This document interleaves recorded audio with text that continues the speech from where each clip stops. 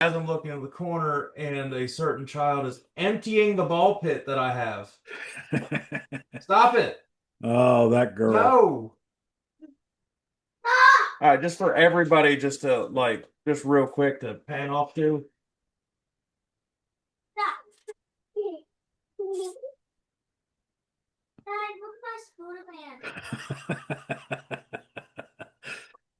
Stop Oh it. my goodness.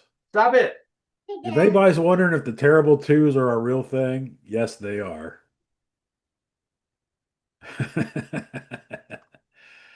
And it goes into the terrible threes, and four starts getting a little better.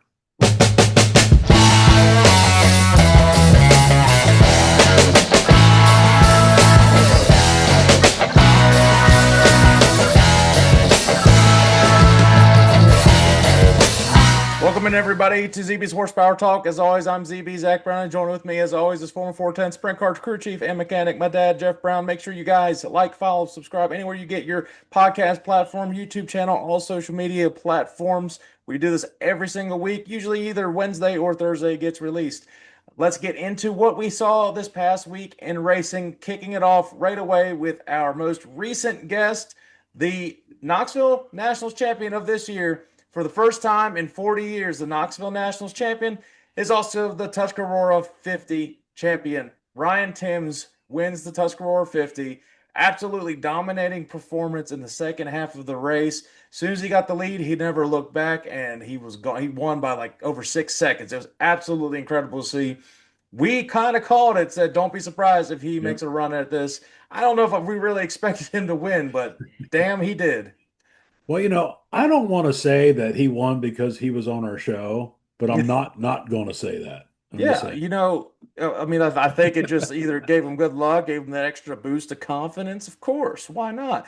But it was pretty neat. I saw he posted somebody asked, like on the red flags, they stop halfway, and he changed from a 1 inch wicker bill on the wing. I think he said an inch and 3/32. So, and after that, he said that thing was just on a rail. Now, Tuscarora 50 is a little different than Knoxville. Knoxville, you can change tires, which, if you remember in our interview, he said he changed both of his rear tires. At Tuscarora 50, you cannot change tires. So he had definitely the right tire combination, and adding that worker bill, he was just gone. And we said he likes those big, wide, fast half miles, and that track was very, similar in the way Knoxville gets, where it's kind of slick through the middle and you got the top and the very bottom. And yeah, he hit it perfect. And congratulations to him. That was pretty awesome to see. Yeah, and so they have an open red flag. You're able to really adjust everything on the car except the tires, Yep. refuel it, get it set up. A lot of things can happen in red flags. I thought the 69K was going to be a lot better in the second half. It just kind of stayed stagnant around the 10th place the entire time. Uh, wasn't bad, just wasn't great. Didn't really make up a whole lot of ground. And um, I mean, nobody was going to catch Ryan, but I was hoping to see maybe get in the top five. Well, Ryan Timms, Ryan Smith, hopefully get in the top five. Apparently, too many Ryans in racing. Um, but I mean, at 19 years old, I mean, just already making Just winning the he biggest just races. races with such maturity. I mean, it's like you don't see Nothing, 19-year-old kids drive that smooth for the and he most just part. and nothing. Well, I don't know. I mean, Corey I, Day. I mean, there's a well, few.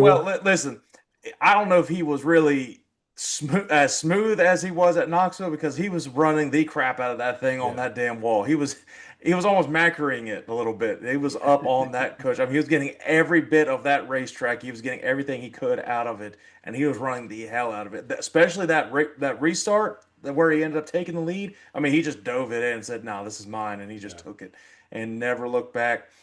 Gets through lap traffic better than I've seen most people get through. He just runs it so hard and he doesn't mess around with lap traffic. Gets by them and moves on. Doesn't or lack of better terms, doesn't dick around. Yeah. Gets through the lap traffic and just makes sure he gets there better than everybody else. That's how we won by over 6 seconds. Because in sprint car racing, if you're ahead by like a second or two, it's different from asphalt racing. You can make that up in a couple laps easily as long as people are hitting lap traffic at the right time. But shoot, he was getting through it too easily. And Port Royal's a little bit wider than some of these tracks, so he's able to like maneuver through them. Uh, the car was just fantastically set up, and they didn't have a wasted trip. driving from Oklahoma Yeah. all the way to Pennsylvania. Yeah, so waiting to see some Tuscarora 50 winter merch. So the last time it was done was 1985 when Doug Wolfgang won both the Knoxville Nationals, and Wolfgang did it in 84 and 85, and then Kenny Weld did it in 74, 3-4, The something like that. well, the thing is, people don't usually race both races. Yeah. That's the big thing. And now lately, with high limit coming into effect over the last couple years, those drivers usually will race because it is a high limit race in Tuscarora. They also race in Knoxville, so that happens. The chances of it happening are higher now than they used to be, but it hasn't been done. I mean, the Kyle Larsons haven't done it. Steve Kinser's, which he doesn't. I don't know if Steve Kinser's ever raced the Tuscarora 50. I don't Maybe he know. has. Yeah. It I just used don't to think that not ever be a worked out. sanctioned But race. but So, those big names like that have not done it. I mean, yeah, you said last time was Doug Wolfgang. So Ryan Timms is in pretty good, or not Doug, yeah. So Ryan yeah. Timms in good company. So after Yeah. 40 years of that, so awesome! Congratulations to him. I do hope that I get to see him come to the World Finals. I meant to ask that the last time, and that's the question I forgot to ask Yeah. I him. was thinking about that after we signed off. It'd be cool if he comes down to Charlotte. Yeah, and there's a possibility there's no other racing really going on, and it's a pretty big purse to win that. And I mean, it's the World Finals. It's Wednesday through Saturday. It's pretty big. I if he races that, I might have to work an off duty and go and pretty much you got a badge and a gun, you can go anywhere you want on the track. So they don't really care what you do. So if he does that, that'd be really cool. I'll have to actually send him a message and see if that's maybe when he gets a little closer, see if he's going to do that. I wish he was going to go to the National Open. I'd like to see how he races at Williams Grove, especially with all this momentum that he's had. Yeah. He said he's not going to do that. He's probably got some other racing he's going to be doing. Um, and he said that he wants to stay with obviously with his team, but I'm telling you, there's got to be a sponsor out there that wants to pick up that whole entire team and get him racing in the high limit series. I You think know, that would be a series if he does a national touring one. The high limit one would fit best. Not as many races, not as a grueling a schedule to where they could get around as a smaller team, yeah. as opposed to the big multi-million dollar World of Outlaws ones. But Tony Stewart's probably looking for a Yeah, driver. well, I don't know if he would. he would say he said it would have to be something just absolutely so great that he couldn't Yeah. refuse it. Yeah. Oh, I'd Otherwise, love he to wants to see stay just with what somebody put some extra money in his team, and I, maybe get a little extra help because it's tough on the road. You need all the help you can get, and but the thing is, you've got to if you're an owner of a big company like that, like Tony's and all these other ones, you see a driver with that much talent and with the likelihood that Corey Day is going to be racing in NASCAR full time starting next year, and we'll talk about that too, because I'm got some pretty good idea what's about to happen. Uh, Pick him up before somebody wants to start getting him onto asphalt and they lose him to asphalt racing, which sounds like he wants to stay in dirt racing, so that's always good. yeah, things change. But yeah, the Tuscarora 50, I want to say it was a good race. It was good up until halfway, and then it was just domination. Yeah. But it was good to see him win. The track was really good throughout the entire week. Yeah. They always do a really good job of prepping that track, and it was packed, sold out crowd once again. Awesome to see that. And yeah, we're Yeah. getting Just quick, Macri wins the first night, which I figured he was gonna be tough. And the one that's impressive was Aaron Reitzel, who had, he broke his foot a few weeks ago. He's on crutches. He gets in and he wins the second night. And he said he can't even feel I don't know if it was the throttle pedal or the brake pedal that's or good. something like that. And that's impressive how he was able to do that with a broken foot. I'm hoping it's the brake pedal and not the throttle because you can work the throttle more than the worrying about Yeah, brakes. that brake pedal pushes hard though. I mean, that's they don't have Yeah, power well, brakes in those things. So well they they yeah, made it work. he did a great job. So Yeah, that was cool to see. That was really of course it was good. It that was that good would racing. I mean, for the most part. I mean, if you're a Ryan Timms fan, it was great racing. yeah. Well, that would have been the one to go to. Obviously, I didn't work last weekend, so it would have been a possibility. But we want to get back to our segment real quick. Out of the house. Nope. Off camera. That's the section. How that Out of the house is what the Kelsey brothers do. No, off camera. So off camera for me, the reason I didn't go to the Tuscarora 50, I went to App State for the App State football game up in Boone, North Carolina, and first time my son Chandler got to go with us. So we got to cheer on App, have a very lackluster performance, but they ended up winning. It was really good experience. He loved that. Like I say, he's never been to a football game up there, so it was a lot of fun. I'll put a quick video on the screen while I'm talking about it of him cheering on App, and it was really cool. It's always awesome to get up to App. It's just a beautiful scene, and it's just a lot of fun. The we didn't really tailgate. The where we went to, he was able to just kind of like throw the football around, and they gave us like this little free football after he bought an App State cup. And he was throwing that around, having a ball, and it was great, and never poured down rain like it did back home. So we lucked out with that. So that was fun. That's what our off camera thing was. I know what you want to talk about off camera, and it has something to do with cleaning around a pool. So that And wasn't this is what I going to get was. posted on the screen. So Okay, yeah, that's good. So we had our palm trees. We actually had one taken down and the rest of them trimmed. So around our pool and everyone here in Florida, you have a pool cage. So it was had a bunch of debris from the trees on the pool cage. So my wife has the blower. She's out, trying to blow the off the cage to the end so we can get it off. And she's going around the inside of the pool and got to the corner and misjudged the corner and splash. It was and she laughs at it, so it's cool. But it was the funniest thing. Every time I watch it, it gets funnier every time. Because the worst part is, I'm more worried about my leaf blower. I'm like, she can swim, she's fine. The leaf blower is 6.5 feet down in the bottom of the pool. But luckily, the pool is 85 degrees and not 65. did the leaf blower make it, or is it still broken? No, I think it's dead. Worth it. Oh, that was funny. It's almost as funny as when you see the cats fall into the pool. But yeah, that was that was yeah. Uh, and I don't have the anything funny thing more. is, Sorry, I've Mom. caught myself a couple times right at the edge, like either cleaning the pool and you just kind of not paying It attention, you really would have step, and been it's like, funny if you whoop. tried to. It really would have been great if you tried to like catch her before she fell in, and both of you ended up in the pool. I might have peed myself if I saw That would have been funny. that. All right, so let's move on to NASCAR recap. What we saw at Gateway with explosions, pyrotechnics, all of that stuff. As I'm looking in the corner, and a certain child is emptying the ball pit that I have. Stop it! Oh, that girl. No. All right, just for everybody, just to like, just real quick to pan off to.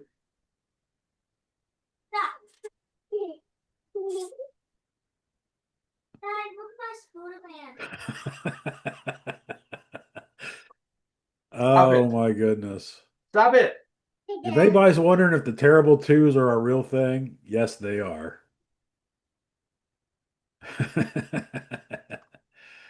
And it goes into the terrible threes, and four starts getting a little better.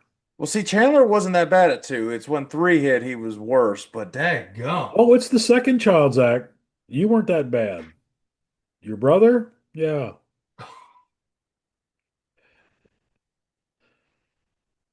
Anyways, back to Gateway. Uh, Kind of a weird race. Um, in a way that the strategies that people were playing out, a lot of them didn't work. Yeah. And the faster cars kind of got backed up into the middle of the pack. The restarts were fantastic, though. They had three wide for restarts, put on really good racing there. But once again, Denny Hamlin prevails in this type of racing. So Joe Gibbs has two cars locked into the round of 12 now, and going into Bristol. Kyle Larson was one of the fastest cars to begin the race, first stage and a half ish of Gateway. He's safe. He's going to Bristol with a 60-point cushion. He's going to be locked in. Yeah. But uh, the Joe Gibbs cars are looking good to start off the playoffs. Now, they traditionally do.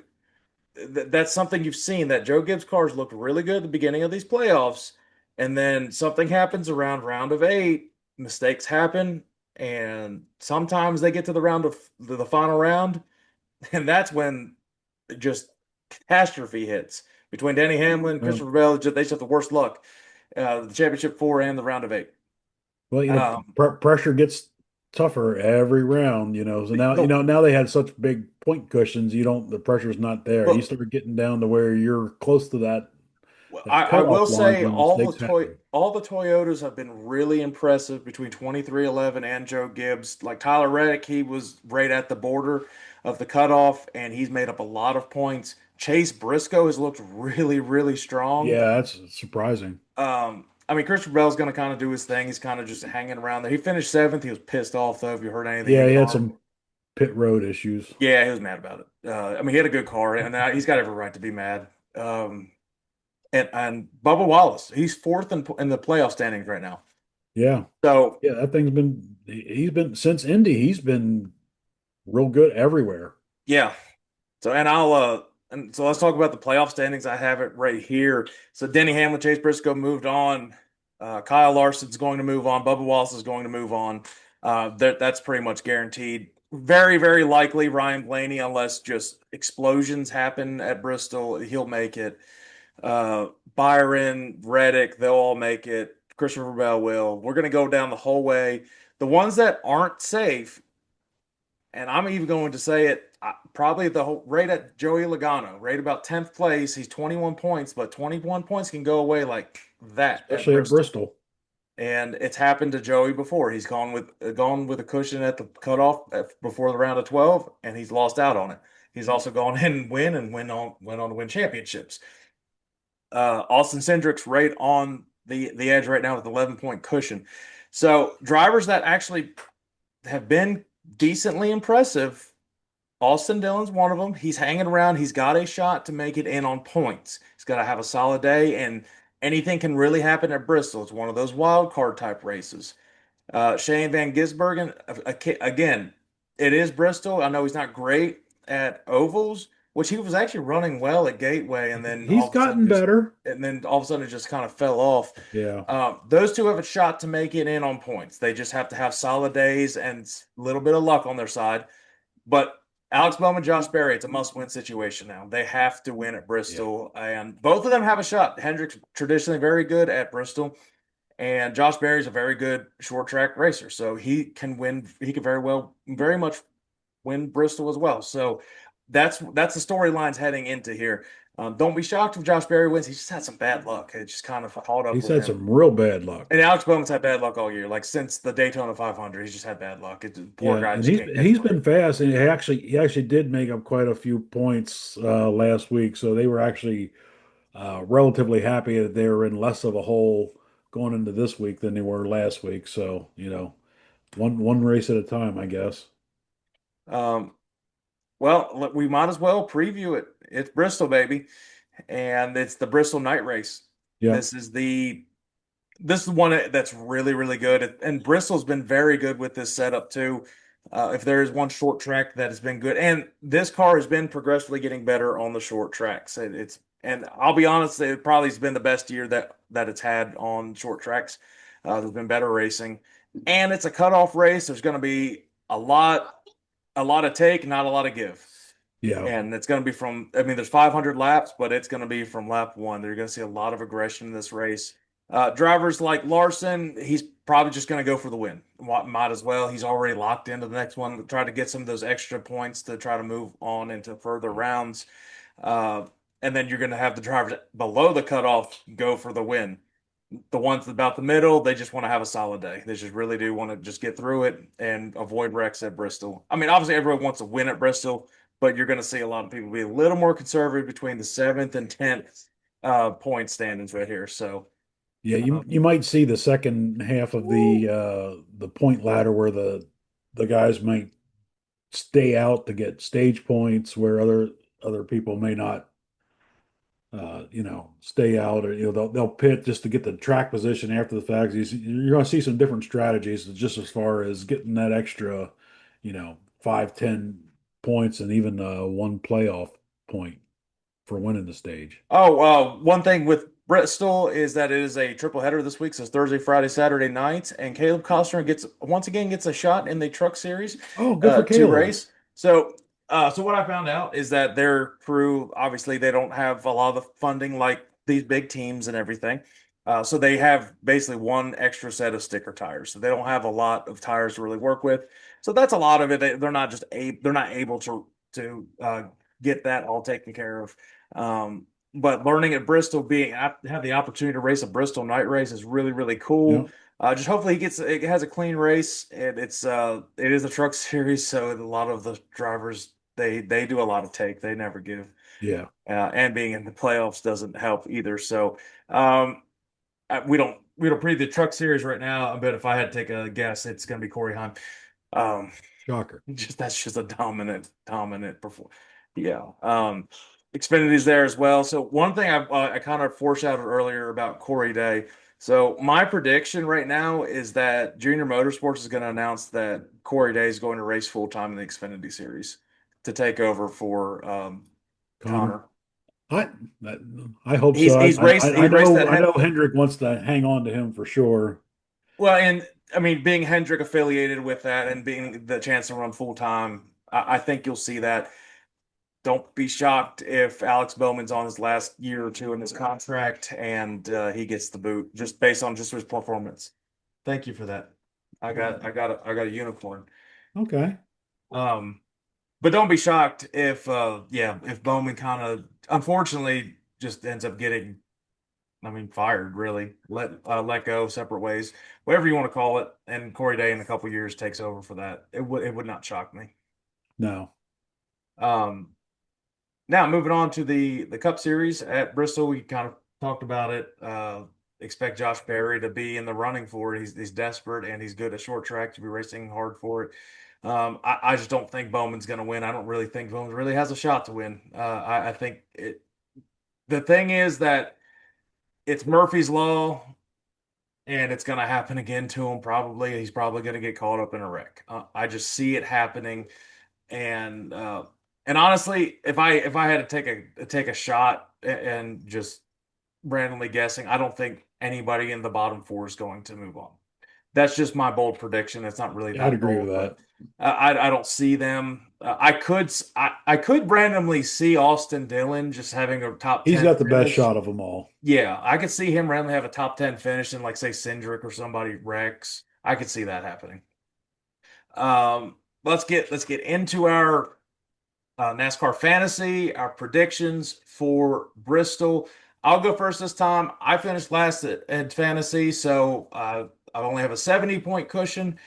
Got to do a little bit better here. I honestly wasn't paying attention to what stage they were in last week, but it really wouldn't have made a difference. Um, it was kind of Yeah, one of those things that just kind of my happened. garage driver was as bad as the my worst Yeah, driver. it So was good through like the second stage, and then the third stage just kind of threw everybody off. But trying to bounce back at it this week. So for my starting lineup heading into Bristol, I'm going with a lot of big names once again on this one, kind of going hard at it. So starters are Kyle Larson, Denny Hamlin. You have to start those two. Those are the two best drivers at Bristol in the last 5 years. I've got William Byron, Christopher Bell, Tyler Reddick, and in my garage I have Chase Briscoe. Those Toyotas are too dang good to just pass up to having them in your lineup right now. The feature matchups, they have Austin Cindric versus Shane Van Gisbergen. I don't really think that's hard to choose. It's Austin Cindric for me. Ross Chastain versus Bowman. Once again, I just think Bowman's just going to end up having a bad day. I just, unfortunately, I see that happening. I got Ross Chastain. Chase Elliott versus Joey Logano. I have Chase Elliott in that one. And Josh Berry versus Austin Dillon. I'm gonna take a shot here. I'm gonna go with Josh Berry, but don't be shocked if Austin Dillon randomly has a top 10 day because he does that just every so often. yeah. Go ahead with your stuff. So we are a little different. So my starters, I have Kyle Larson, Joey Logano. I think Joey's got to get a good finish here. Denny Hamlin, Chase Elliott, Ryan Blaney, and in my garage I have Christopher Bell.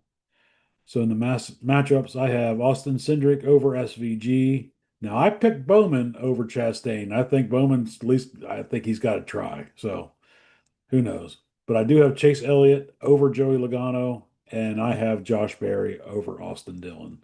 Just out of DraftKings desperation must picks this week are Kyle Larson. Denny Hamlin's a good pick. It says avoid Joey Logano, but I'm with you. He's due for a finish. Avoid Kyle Busch and the sleepers Christopher Bell, which I don't know how you really say how Christopher do you Bell's put a Christopher Bell as sleeper. a I mean, he's sleeper? like a Yeah, championship front runner here. yeah. So to pick the picks to win the race, I can Joe Gibbs go for three in the first round? I think they do. I have Christopher Bell winning at Bristol, the Bristol Night Race. I think I've picked Christopher Bell more times than anybody else this year. I don't think I've gotten a single one right. So I'm sorry, C. Bell, but I think he's got a good shot to win it. They're just doing stuff so well right now in Joe Gibbs. So I'm going out on a different limb here. I'm going to go with Ryan Blaney on this one. He's been fast everywhere, gets taken out by Larson, still comes back from a good finish. Yeah, that was bad. Yeah, I mean, Ryan Blaney does get around Bristol. So mom's pick is Kyle Larson. So there, put your money on that one. Well, Ryan Blaney had a good shot at Gateway until when we picked Larson in our lineups. He's like, let me just yeet Blaney into the stands. And that was just a poor decision by Larson. There's no other way to say Yeah, it. he Or said he Larson. just flat out screwed up. I mean, Yeah, and he it admitted to it. definitely At least wasn't he admitted to intentional, it. but And Blaney and Larson never fought. They actually had a discussion because I think Blaney knew, like, yeah, Larson knew he messed up, and he was Larson gets pissed when he does stupid stuff like that. yeah. So he takes it harder than a lot of the drivers will. I at least like that he takes accountability for that. I think that does it. So Well, one thing they announced, Denny Hamlin announced his retirement at the end of next year. okay, so farewell tour next year, Yep. which he just signed a 2-year extension. I don't know if this whole lawsuit with the 2311's got anything to do with this, or it's just, I mean, he If is Denny if Denny 44 Hamlin years old right now, if and Denny Hamlin wins the championship this year, it wouldn't surprise me if he retires this year. it's very possible. I think he would finish out next year just to have a farewell tour. Um, well, then you got to do it, Junior Hendrick. Pick up Corey Day before Joe Gibbs plucks him. Yeah, That's and Joe Gibbs has got some good drivers in the Xfinity and truck yeah. program. Like Corey Heim needs to be brought Yeah, up. I think Corey Heim can transition into the Cup Series like now. Yeah, He's raced some races in the Cup Series, and there's a lot of similarities between the trucks and the Cups and the Cup cars. So they even say they're like if you go to Xfinity and go to Cup, it kind of screws you up a little bit. But the driving style and the way the way they handle all of that is they translate very well from truck to Cup Series. So he's got it. He's just so dominant. It's like a Kyle Busch type of dominance in the yeah. truck series. It's not even fair. But I don't have anything left. Is that all you had? That's Because I it. didn't That's all actually I see that got. retirement. I must have missed that today. Like it was Yeah. announced today. I don't know if it's 100% announced, but it's going to be one of those world's worst kept secret type Yeah, things. I mean not surprising. I mean he's Yeah. I mean he's Like I mid said, he's 40s. 44 years old. He's got a young family. I mean, He's it's already got a Hall of Fame career, whether he wins a championship or not. yeah. So Yep. all right. Well, that does it this week. We'll see how Bristol shakes out, and we'll go over some more sprint car racing, and we'll actually preview Charlotte. We might do some more trackside stuff at Charlotte next week because we're expected to be trackside for the Carolina NHRA. Nationals in the countdown next week. So we'll get some NHRA content on the channel and have some fun with that. So make sure you guys go check that Ryan Timms interview out. Awesome guest to have. Probably have him on again in the future. It was a lot of fun, and we'll see you guys next week. Yep. Bye, everybody.